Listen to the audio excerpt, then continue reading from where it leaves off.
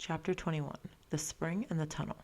I said I would see you at Jerusalem. But how? Keep your voice down. This guard can't hear, but others may. He's asleep? Tahara was astounded. Assyrian guards did not sleep. Asleep deep as Sheol, said Amos grimly. He looked a little puzzled. There was something strange about that. It seemed to me that he fell before I struck him. But for the moment, Tahara could think only of the amazing fact that Amos was here, his friend. I'm glad you're here no matter how, he said, and he added in a kind of wonder, I have been so alone. Amos glanced around the tent, the cushions, the sheepskins, the lingering odor of the food that had been brought for Tahara's evening meal. This doesn't look like a prison. It's a prison, said Tahara bitterly. Amos, what have you done? You were out of the trap. Now you have walked back into it. Crawled back in, Amos corrected him, brushing off a burr. And I have not come to walk into a trap.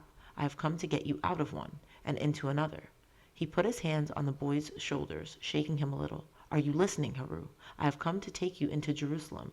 I have come to take you to my king. The tent was very quiet. Tahara did not move. Amos stepped back as if chilled. He looked again around the tent, then back at Tahara, his eyes now puzzled and uncertain. Are you listening? He said again.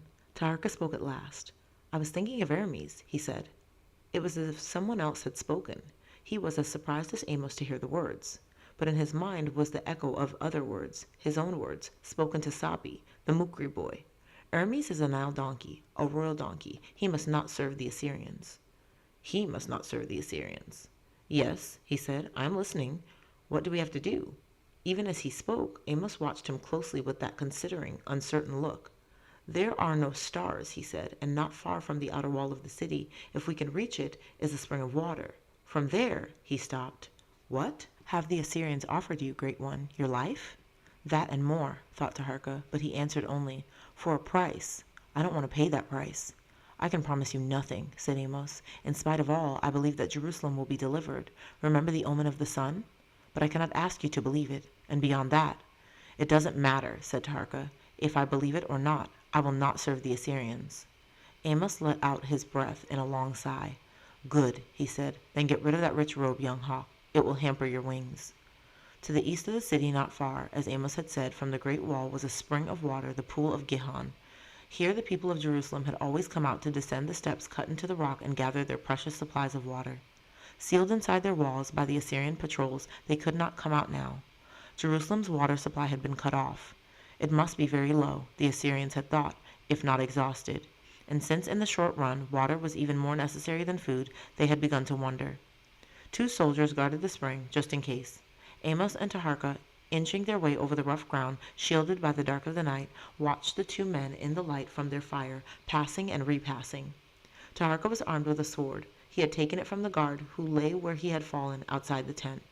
And now Tahara knew, watching the distant gleam of the 2 men's armor, that this time there would be need for killing. His stomach tightened. He had been trained for battle. Once long ago, to save a life, he had killed a beast. But a man? And why? Why had Amos brought him here? This was no road to the city. Amos said only, You will see the wisdom of my king. Now he whispered, After this, no talk, so listen carefully. We slide the rest of the way, slide, not crawl, like snakes, until we come to the light from their fire. Then, when I give the signal, we are up and upon them. I take the big one, you take the other. Tahara had not been taught to slide or crawl upon the ground. Such training had not been thought necessary for a god. Amos, on the other hand, had been trained in the old ways of his people, the ways of the desert. He did indeed move with the ease and swiftness of a snake.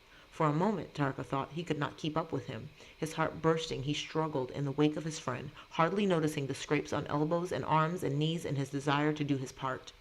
They had reached the edge of the circle of light. For a moment they lay prone, regaining their strength. The bigger, older sentry said something to the younger one, who did not reply. Tahara thought that the man's steps were somehow uneven, not the steady, dogged tramp of the older man. But he had no time to think about it. Amos's hand was on his arm, his voice hissing in his ear. Now! They were up and into the light from the fire. Suddenly Tahara was very calm. There was a job to be done. He knew how to do it, and he was doing it. The guards were trained for surprise, and their swords were in their hands. Still, the sudden attack was a shock, and they were at the first disadvantage.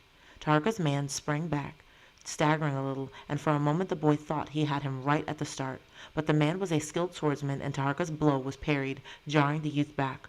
The guard followed up on his advantage, and Taharka's foot struck a rock. He was falling. He rolled on the ground just beyond the deadly, downward thrust that would have pinned him to the earth. Mbuta's voice rang in his ears. "Too slow, little nephew. Move your sacred back." And he was on his feet again, running right at his adversary. But the guard was quick. His sword was free and in play again. Iron clashed and slid, and the tall, slight youth and the shorter, burlier man were locked in a test of strength that must surely go against Taharka. There was a cry of agony.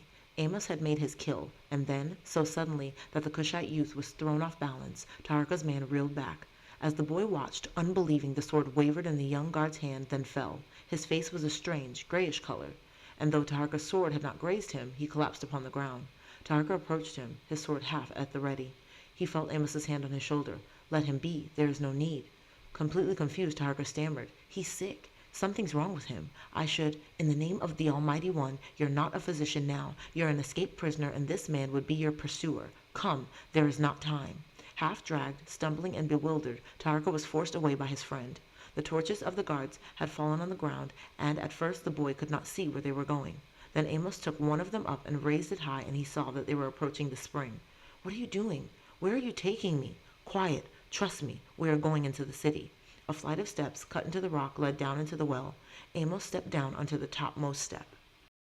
"Follow," he said. "Be quick." Down they crept till the cold, clear water of the spring lapped their feet. "Can you swim?" said Amos. Of course. Mbuta had taught him that too, along the green banks of the river so far, far away. But why? Jerusalem does not lie at the bottom of a pool. "Follow me," said Amos, "but not too close. I must keep the torch burning." Into the water, so cold at first, then almost warm against the chill of the night air. Amos trod the water, holding the torch high above his head, casting light and shadows against the wall of rock. And then they saw it, half submerged, half open, a great gaping hole in the rock. "It's here," hissed Amos. There was a note of relief in his voice. "What is?" "When my king destroyed the altar to the god of Nineveh," whispered Amos, "he knew there was the chance that Jerusalem would come under siege. That was when he built the outer wall to the south, and inside that wall— Here, hold the torch." Taharka took the brand, treading swiftly, fearful of dousing the precious light. Amos clambered onto the edge of the hole, retrieving the torch, and moved back. "Come," he said, and there was a strange, hollow echoing sound to his voice. Taharka followed him, his feet slipping against the wet stones. Once he was sure of his footing, he tried to stand straight, but found he could not. But he could stand half stooping, peering ahead into what the light from the torch revealed. It was a long, low passageway, leading ever downward, toward which the water from the spring gurgled and rushed, rising as high as their hips. "Come," said Amos again, and holding the torch ahead of him, led the way into the passage. "Inside that wall," he said, as if he had not been distracted. He dug a hole, lined with rock. "The Pool of Siloam, we have called it. It was no pool when I left my country for yours, just a dry ditch, but already the tunnelers had begun boring through the rock under the wall. The tunnel was to end here, at the spring of Gihon, and the Pool of Siloam was to be fed from here. When I heard how long the city has been cut off from the water of Gihon, I knew it must have been completed. The Assyrians have barred the people from food, but not from their water." Ever downward led the tunnel. Taharka's neck and back ached. The cold, wet tunic clung to his body. The precious water swirled and rushed about his legs. Yes, this Hezekiah was a wise king, a king with foresight. He had kept his people alive. For what?